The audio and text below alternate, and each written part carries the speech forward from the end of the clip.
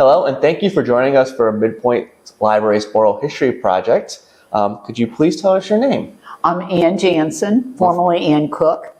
Well, hello, Anne. Thank you for joining us. We're going to start off with some biographical questions, your ties to Butler County, and we're going to go from there. Okay.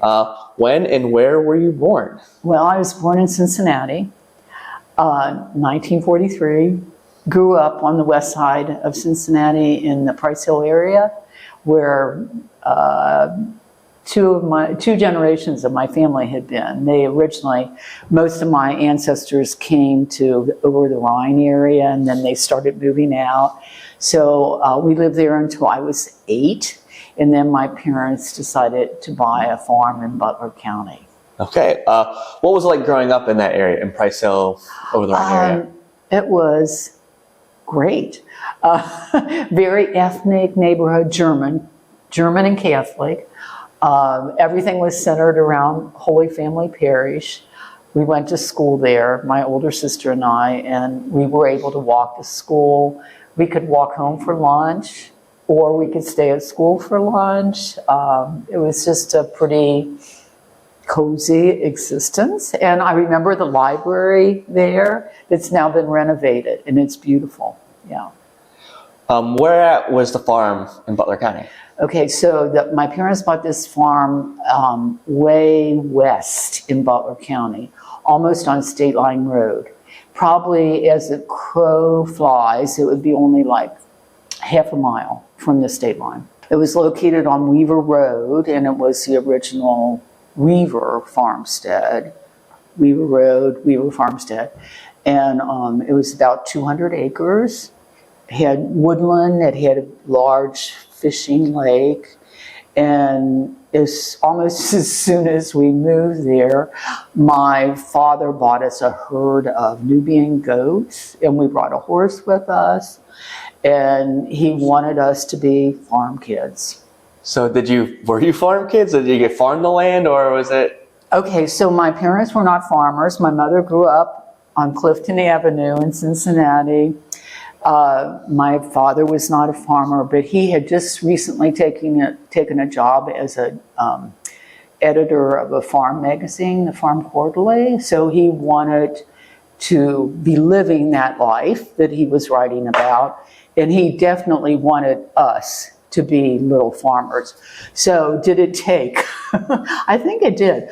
Here's how it took. We didn't become farmers, none of us, because we couldn't afford it. You know, you have to not only have the land, you have to have the equipment and all. So my brothers were all involved in some way in the agricultural industry, but not as farmers. And the girls, 5 of us, I think took with us a real appreciation for nature. And, you know, like I noticed that we can all name different kinds of trees and flowers and weeds. And then when I'm with other people, they don't seem to have that base of knowledge that just came naturally. Real quick, how many siblings did you have? There were 9 of us, 4 boys, 5 girls. Yeah. Big family. So what was it like growing up on that farm? Oh my gosh, it was ideal. You know, we soon had chickens and rabbits and cattle when my brothers got older, and some sheep. We didn't have close neighbors, but we had neighbors close enough that we could walk or ride our bicycles, or, you know, when we walked, we climbed fences to get through pastures and to their house. I think our play area was mostly our barn, in their barns. You know, we would build tunnels in the hay. We would be around the animals. We had this big fishing lake, so we would swim there. Or in the winter, we would ice skate. The first winter we were on the farm, my dad went to a Salvation Army store, and he bought a whole box of skates and brought them home, and every year we'd try them on and find a pair that would fit us. Then we'd be ready. What was it like raising the Nubian goats? I didn't like it. So I think we started maybe with 3 or 4 goats, and we had to learn how to milk. And my dad didn't know how to milk. So the neighbors would help us, but it meant that we would have to milk goats before we went to school and then in the evening, and it was hard. But we liked the goats. They were fun. Yeah, especially the baby goats. Oh gosh, baby goats are so much fun. Playful. And they're cute. And they're cute. Sometimes they get in the house and they'd start eating things. It was just a lot of fun. Yeah. Living that far west in Butler County, where did you go shopping for groceries, consumer goods, clothing, right, etc.? Yeah. Right.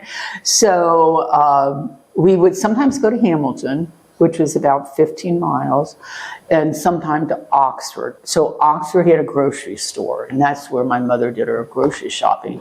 But if we wanted to go clothes shopping, or we made our own clothes, so we would go fabric shopping, and we did that. There was a store called Wilmer's in Hamilton, and that's where we would go to do. And then we would also go to Cincinnati. So we really had the best of both living in the country, and since we had relatives in Cincinnati and my parents were familiar with the city and my dad's office was in the city, we did get to Cincinnati and enjoy the art museum, Cincinnati Opera, the zoo, things like that.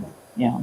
Growing up, did you have like a family or favorite restaurant you guys would frequent, or was it just farm life? Okay, now I'll remember. There were 9 of us. Not always 9. I mean, we were always a growing family. But there was one restaurant in Oxford. It was called Park Road. It was on the square where the water tower used to be. And the people there were very friendly to our family. And so I think my parents felt comfortable taking us there, but nowhere else. No. Where did you go to school? Okay, so in Cincinnati, we went to Holy Family, and then when we moved to the country, we went to Queen of Peace for grade school, which was in Millville. And then for high school, I went to Notre Dame in Hamilton. That doesn't exist anymore. Notre Dame and Catholic High merged, and that is Dayton that we have today. Okay. Yeah. So Queen of Peace was very small. We rode the bus. Took us a long time to get there because we had to pick up all the country kids. But we had a wonderful bus driver, and she liked us, and she would do special things with us and for us. There was a little store in right on State Line Road in Indiana, and sometimes we were the last ones to get off, so she would take us to the store and buy us all an ice cream cone before we went home. That was fun. You said it was small, but how many kids? There were 4 classrooms. So there were 2 grades in each classroom. So there were probably just, maybe 150 students, not more than that, And we had the Precious Blood nuns for our teachers at Queen Peace. Yeah. Based out of Dayton, Precious Blood? They're based out of Dayton, yeah, on the west side of Dayton. Mm-hmm. And talk a little bit about, you said Notre Dame High School? Then I went to Notre Dame High School, and that was tough, both for my parents and for us, because we were so far from Hamilton. So we would sometimes take the Queen of Peace bus to Millville, and then a friend of my parents who worked at Champion Paper would take us to High Street in Hamilton, and then we would walk from High Street down to Notre Dame, which was on 2nd Street. And then coming home, we would catch a bus at St. Joe's across the street, and that bus would take us out to Lehigh Road, and then my mother would pick us up from there. So it involved, sometimes at least an hour to get there, more like an hour and a half. Really a lot of time on the bus. Now, was Notre Dame co-ed? It was all girls. There were about, I think there were 80 some in my class, so it was relatively small also. We had the Sisters of Notre Dame there, and they were very very good educators. I think I had a really good high school experience. Took Latin for 4 years. I did not enjoy that either, but my father said I would someday. I'm not sure. But yes, and then when I was in high school and trying to decide what I was going to do with my life, I had the example of the nuns.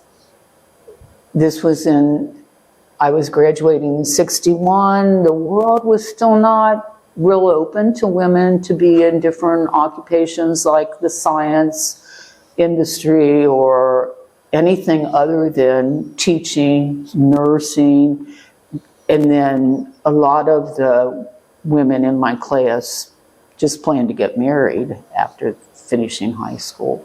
So I decided that I had a vocation and that I would join the Sisters of Notre Dame, which I did. But I was too young. I was 17 going on 18. I really hadn't experienced the world yet. But anyway, I made that decision and I spent about 10 years in the convent, my 20s. Yeah. So obviously you spent time in the convent, but I know that you moved on to a career in education. So Yes. How did you move away from the convent to your next phase of your life? Okay, so the Sisters of Notre Dame, I didn't really think all this through when I was in high school, but the Sisters of Notre Dame, their mission was education, especially education to the poor. So I was trained to be a teacher, and they needed teachers. So before I had my college degree, I had a crash course in how to be a teacher, and it was mostly like how to write out a lesson plan and how to plan some content. And then I was sent to teach 7th graders in Columbus for a year, which I never would have chosen that age. When they were fun, I really had a good time with them and a great year. So after that, I got my degree at University of Dayton. And then I was a junior high teacher. But in those days, teachers more taught every subject. So in all of I would be assigned to a grade level, usually 7th grade or 8th grade. And then I would teach everything. So I would teach social studies, language arts, math, science, art, music, and religion. And math was really interesting because for when I was teaching 8th graders, I would have to teach pre-algebra or algebra. And it was a little intimidating, but somehow it worked. I got through it. Real quick, where at in Columbus were you? I was on the east side of Columbus at St. Augustine Parish, and it was very close to the Ohio State Fairgrounds. Okay. Yeah. And that was a rather a poor area of Columbus. Yeah. And then you said you went to University of Dayton for my undergrad degree. Yeah. And at the time there were a lot of priests and nuns there. Because the Notre Dames, we all went there. The Precious Blood nuns went there, the Dominican nuns, and then all the Marianist priests and brothers went there to get their degrees. But I was a nun at the time, and so we were under a rule of silence. And we were not to talk to our fellow students unless they talked to us first, and then we could answer them briefly, but not to really carry on a conversation. So I'm sure people thought we were pretty stuck up. And then when you taught in Dayton, where were you? In Dayton, I taught at Immaculate Conception, which was on the west side. And later on, I taught at St. Agnes, which is on the west side by the Art Museum and just off of Salem Avenue. And that was a great experience. We were kind of... we decided to be an innovative school, and we introduced new ideas into the curriculum. For instance, I I was assigned to teach 8th graders, but once a week I taught 1st graders. Did you live in Dayton at the time, or were you still living? I was living, yeah. So wherever I was given an assignment to teach, then I would move there. So I taught in Detroit. I was sent there in '67 in the midst of the riots. That was a most interesting experience. And I taught in Columbus and in Dayton. Those were the 3 places where I taught. What brought you back to Butler County? So then I left the convent. Vatican II happened. When you're young, you don't realize how much, like, national events and national history and international history affects your personal life. And then later on, you're like, oh, okay, that's what was going on. Like when I graduated from high school, President Kennedy had just been elected. So that was a time of a lot of energy and inspiration. When I was in the convent, Vatican II happened, and that changed the Catholic Church in a very dramatic way, and it changed religious life in a very dramatic way. And a lot of us left shortly after that because it was like, okay, does all of this make sense? You know, or is there another way to live with purpose in your life? So anyway, I left, and where were we going from there? How you got back to Butler County? Okay. So I needed to decide where I was going to live. I had no income, no accumulated savings. So I needed to figure out how I was going to live. So I came back home for a year, got my master's degree at Miami in counseling. And then within a year, I got a job as a counselor in the Edgewood School District, and we're in the Edgewood School District right now. I was a junior high counselor. I was their first ever junior high counselor. And again, it was a really a good experience for me because I have been teaching junior high. And I love junior high teachers. They're kind of like the students.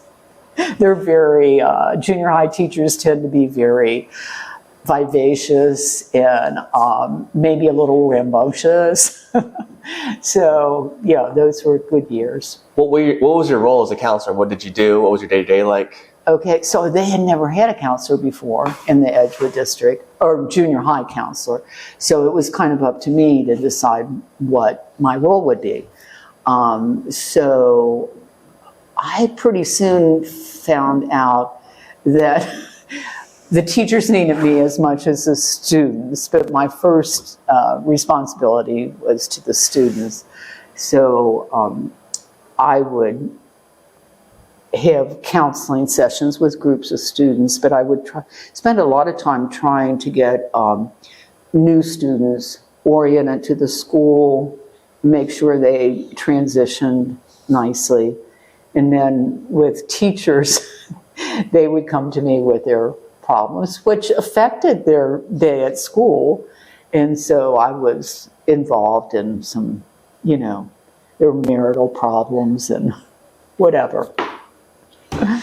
And I was like an assistant to the principal also to help with scheduling and dealing with parents, things like that. And what school was that at the time?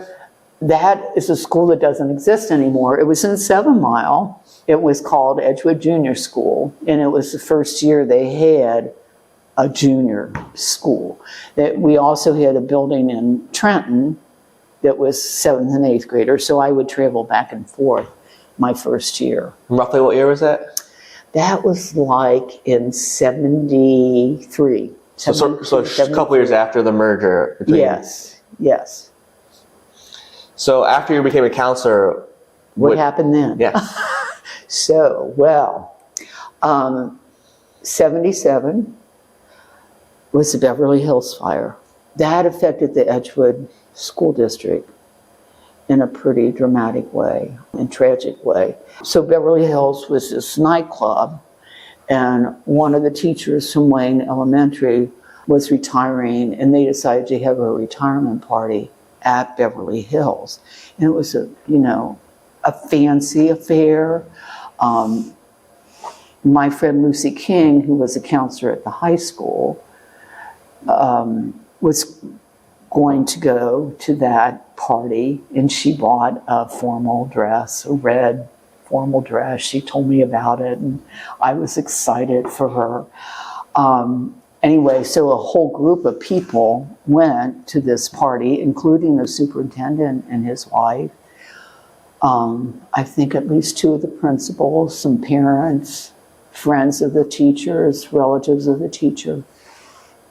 And it was that night that the Beverly Hills fire happened. The Edgewood District lost 13 people. And you know, the Edgewood School District is not real large. Really devastated the community. The superintendent lost his wife. Lucy, who was the counselor at the high school, she was killed. And she, you know, she was a very gentle person. You know, to go to Beverly Hills was like way out of her typical lifestyle. And to think of her dying that way was just awful. Some of our students lost both of their parents.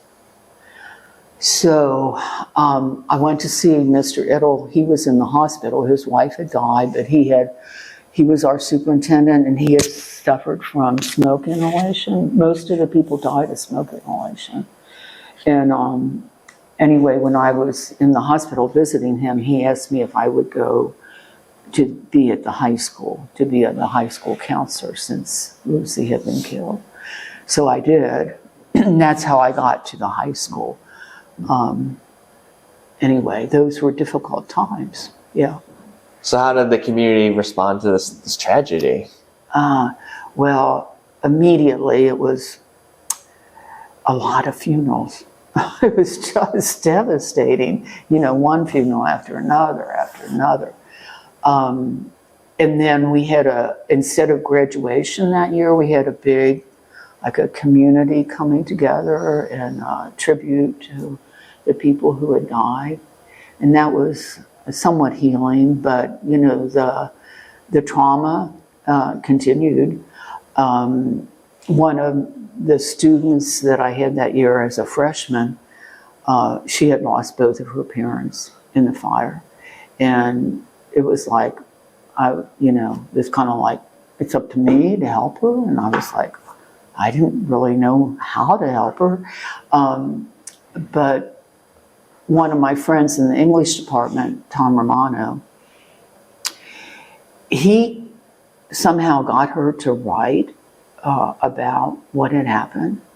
And I think that was so important, so critical for her. And that kind of led me in a whole other direction, and that was into writing, the importance of writing in education. So that is part of what led me to be an administrator. But the other part is, as a counselor, I always felt like I was putting Band-Aids on things. I was reacting to problems. And I felt that as an administrator, I could prevent problems. This is terrible to say, but I would even look at our administrators and think, I think I could do better than that. So I told the superintendent I wanted to be a principal and I was going to get my certification. And when did that happen? So you did that then, right? Yeah, I did. But he said, no, you don't want to do that. And that was at the same time that I knew he was encouraging a colleague of mine who was also a high school counselor. I knew he was encouraging Bob to be a principal.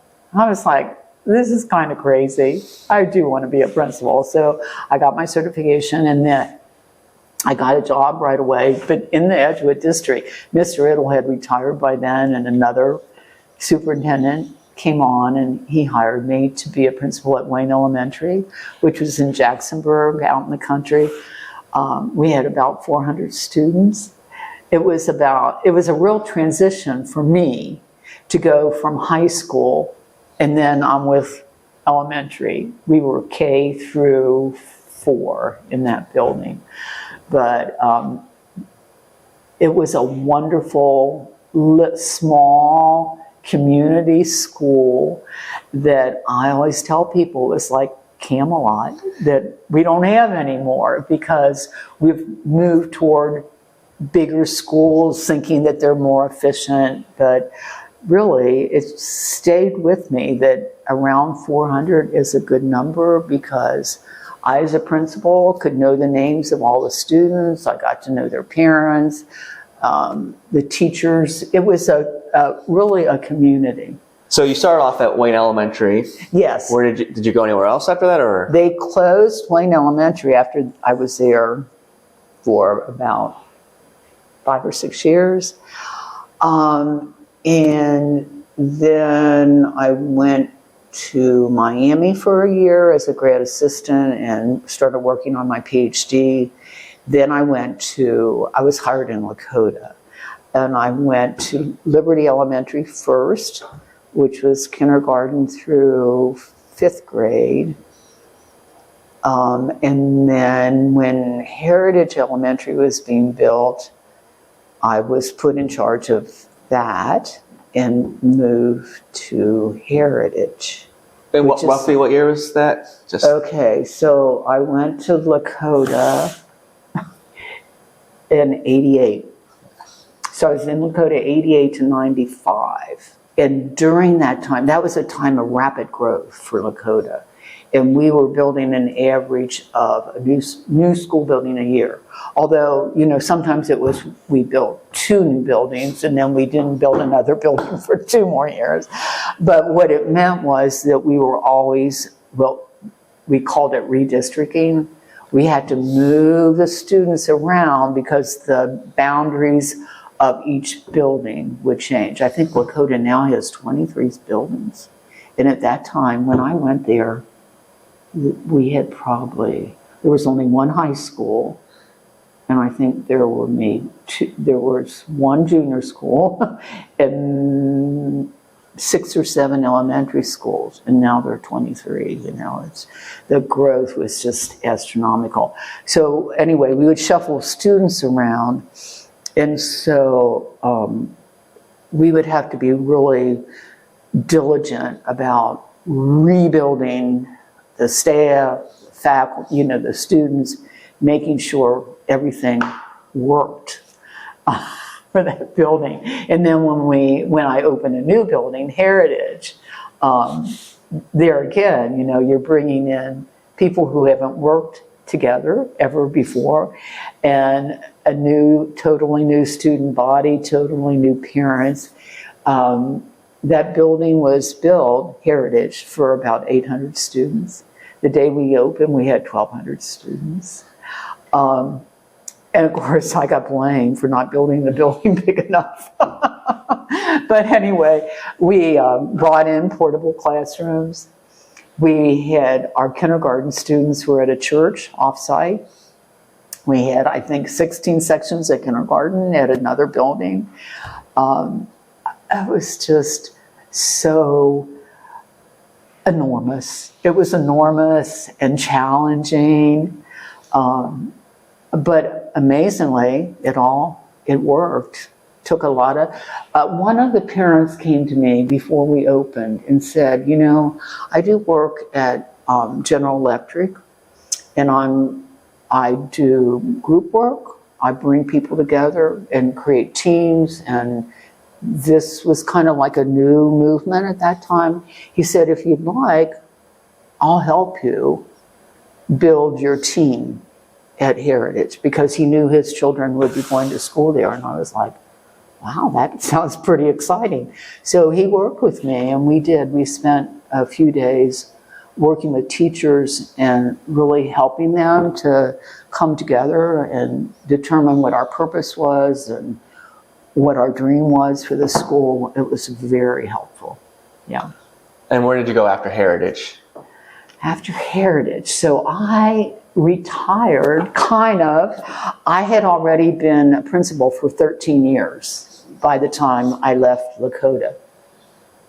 And I thought, oh, that's perfect. So, because 13 years is the span of time you spend in your public school education, K through 12. So I thought, oh, I've seen a whole generation move through school.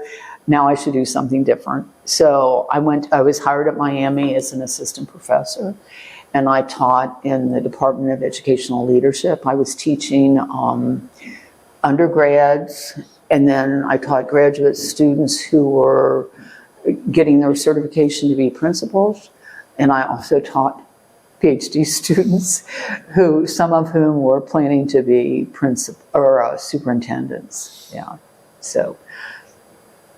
During this time, while you were working at Edgewood, Lakota, where were you living? So I've been living in 7 Mile since 1973, because that was when I first got my first job in Edgewood, and I thought, well, it'd be nice to be close to school, and I could indeed even walk to school. So I had an apartment in 7 Mile, and I lived there for a while. And then when I became a principal, I bought a house. I was not married at the time. I bought a house in 7 Mile, and I've been there ever since. Yeah. And 7 Mile is a sweet little community, small, less than 1,000 people. I think our population's around 900. Everyone gets their mail at the post office, which is great because you get to meet people that way and keep up with the news.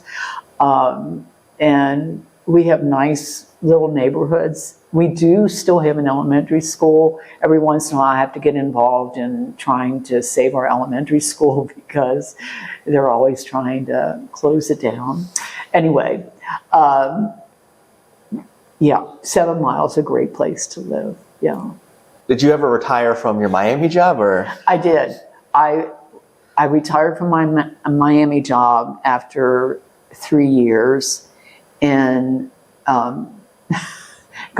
took a different job with the state of Ohio. At that time, they were hiring people to be school improvement facilitators.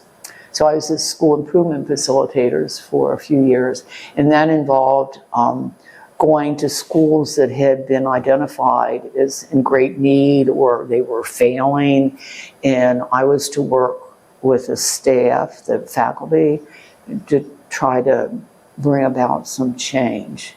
That was interesting too. I think my big takeaway from that was that poverty really impacted the quality of the schools. Part of that is because of the way we fund schools in Ohio. I could drive from here to downtown Cincinnati and identify for you outstanding schools that were also in rich neighborhoods, and then right next door might be a failing school district, but they were in a poor neighborhood. Yeah. Now, how long did you have that role? I did that for about 4 years. Yeah. Did you do anything else after that?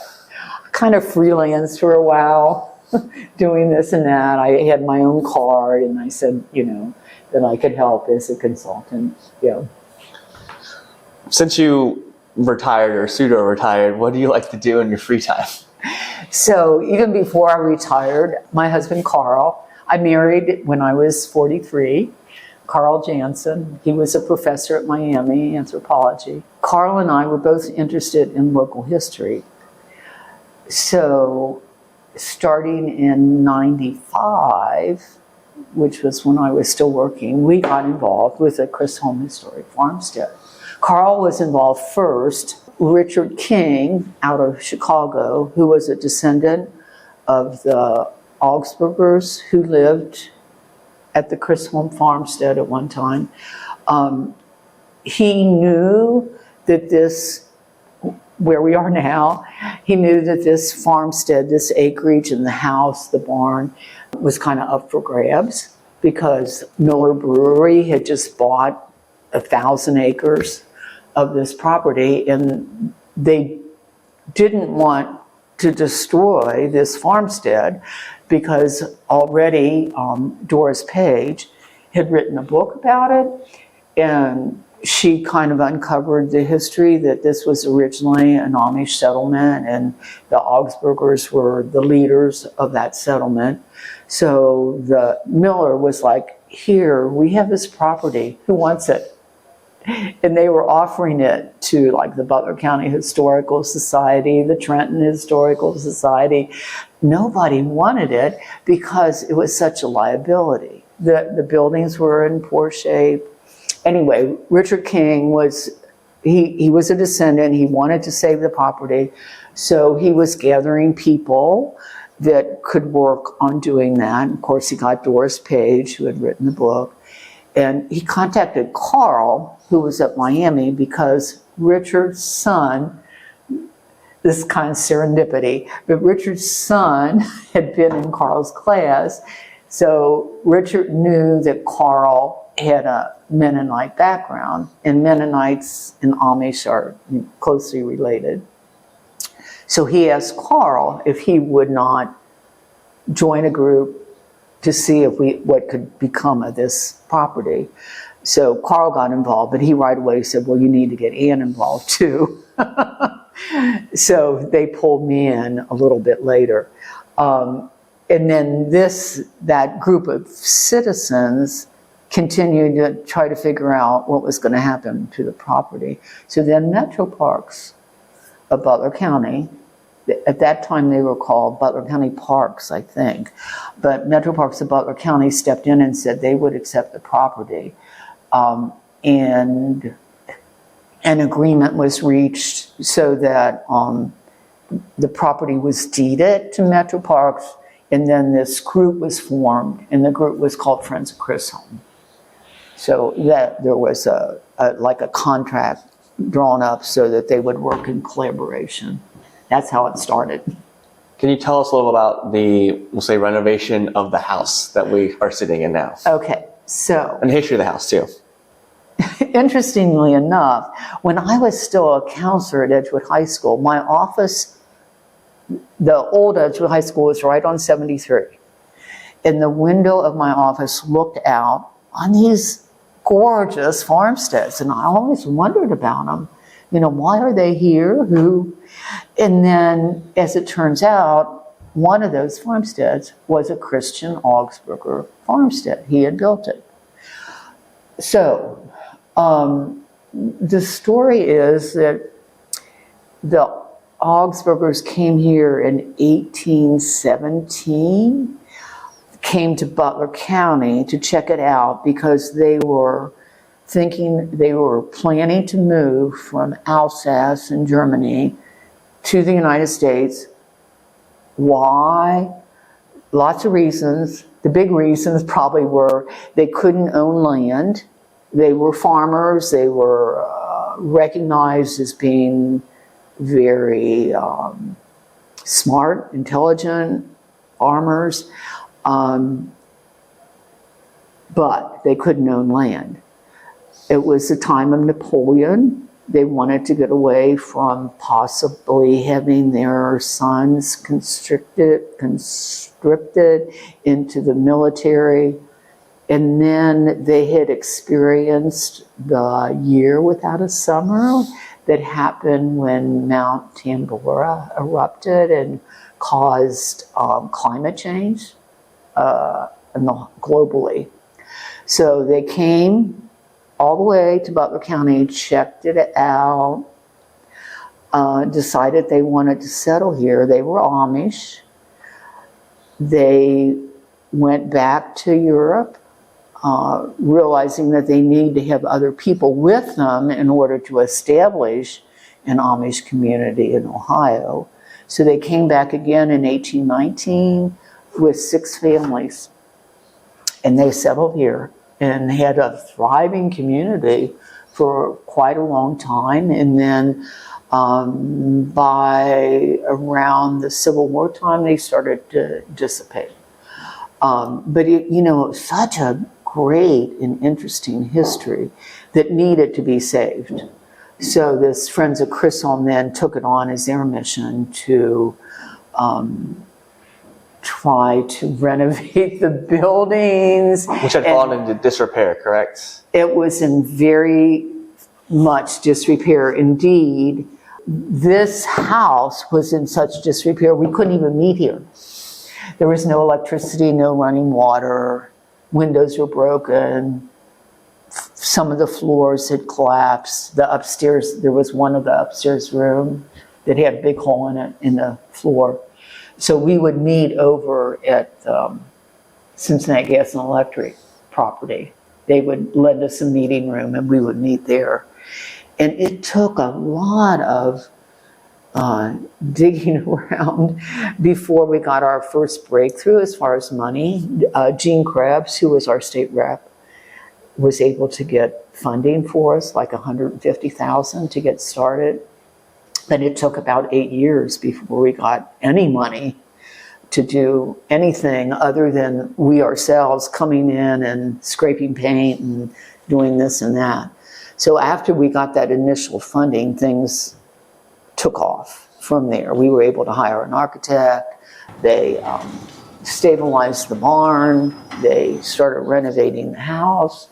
And by 2003, the house could be open on a very restricted basis, but it was open, yeah. And a proud moment I had in there. When we got the funding and the architect came to us and said, now we have enough money, this is what we have enough money to do. What we can't do are things like, I don't know if you've ever noticed the back staircase is there, the staircase is there, but it's not open anymore. You can't go in the stairs and up. He said, we won't be able to do that. And the big thing we won't be able to do is put in a restroom. There's no money. And I was like, wait a minute. We have to have a restroom. We can't have a public building and not have a restroom. So we had to do a fundraiser. And we knew we were going to have to raise $25,000. And we were like, oh my gosh, how are we ever going to get $25,000? But we did. It was easy. Looking back, it was easy. Yeah. Are there any other achievements that the Friends of Chrisholm have accomplished that you're proud of? Oh my goodness. Well, just to have this place open to the public was so major. Yes, and it looks so great, and in the barn also, to have that open, that people could look around. You know, for years the barn wasn't open because of different issues, safety issues mostly, but now that's open, and we have animals. Bringing animals here kind of brought the whole project alive because it's all to do with agriculture.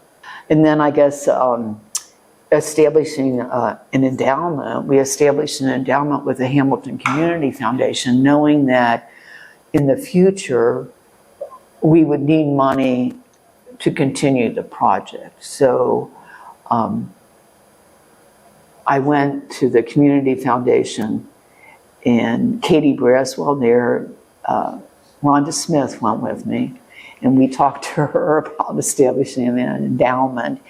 And we said we thought we could raise maybe $50,000, but it was like, oh my gosh, can we ever raise $50,000?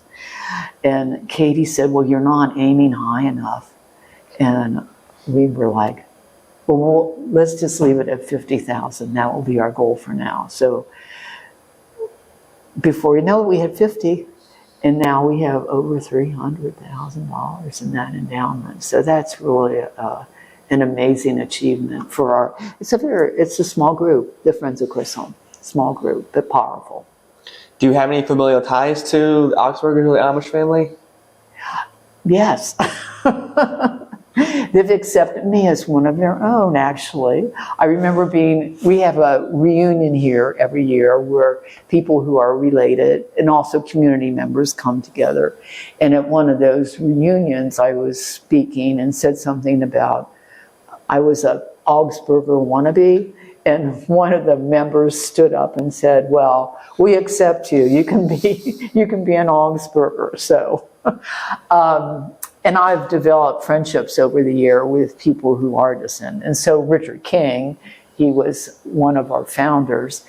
And then Carol Augsburger, who lives in Illinois, she's been a wonderful, devoted contributor to the project. And Neil Ann Stuckey Levine, I call her my cousin. She lives in Princeton, New Jersey, but she's written so many articles and books about this particular project.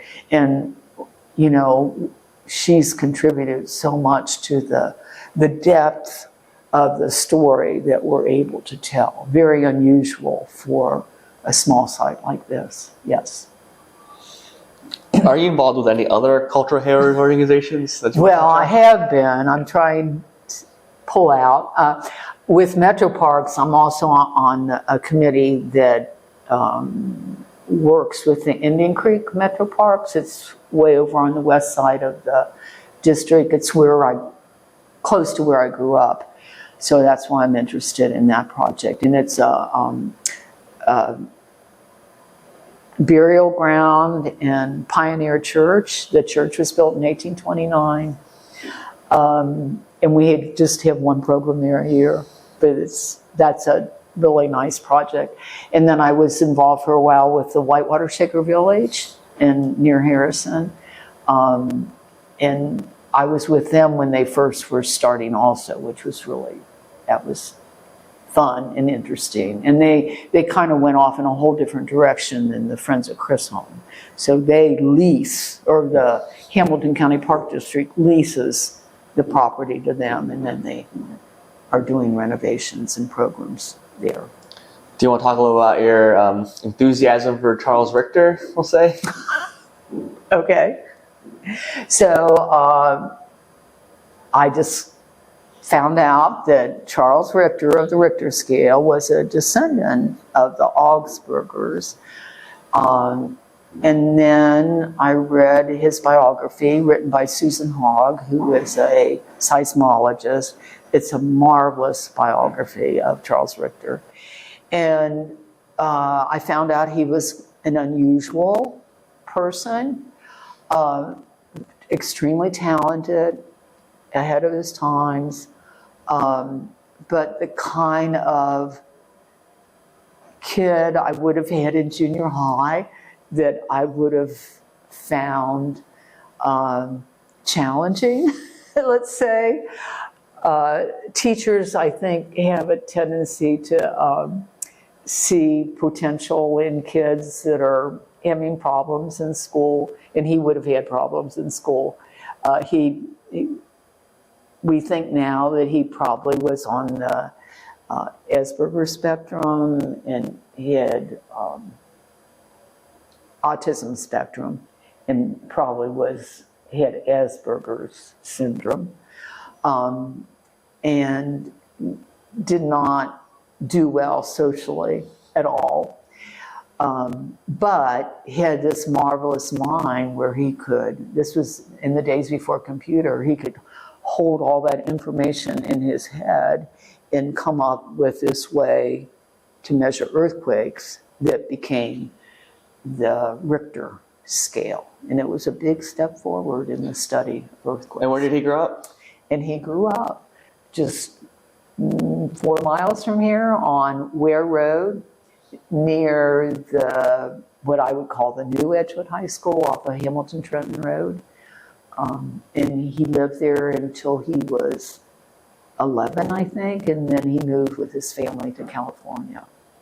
One last question for you. I know you're an avid traveler. Yes. Do you want to talk about that at all? Yes. I love to travel. I love to learn about different countries and people. And I didn't travel to Europe until 83. Or is it 81? 1981? 1981, and I started keeping journals of my travels, of my larger trips. And so I would cut and paste, where I was staying or something that was in the newspaper or something interesting. And then I would write every day about what I had done that day. these have become my most precious possession. I don't do this anymore. Now I do photo books. This was a trip that I took to South Africa and Namibia last summer, and I put that together as a photo book with some narration, but not a lot. I've gotten away from spending a lot of time while I'm on my trip of writing up notes, because it does take a lot of time. So yeah, my journals and my photo books have become precious to me, yes. Do you have any more projects in you? I'm the kind of person, I don't look back very often. And so this has been kind of interesting experience to look back about my life, but I always like to look ahead. And I still have one project I would like to do here at the Chrisholm Farmstead, and that would be to have a monument to pigs, to the Butler County pig. There is a monument to pigs by Middletown Mall. I forget the name of the road. By Town Mall.